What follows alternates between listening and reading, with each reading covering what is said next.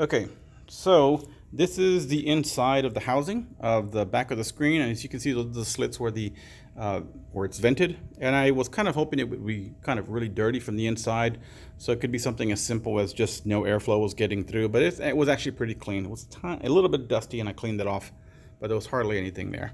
And that actually, covers this piece right here. And so this is where the power board is at. It's probably the only thing that's creating that much kind of heat is the power supply, which is right in here. Actually, I got this upside down because that plugs in from the bottom. And right here. So the power supply is in there, and that's where the heat's actually rising. It's going through the vents right up there. So I'm going to go ahead and stop this video here. Oh, no, I can pause it, and I'll continue.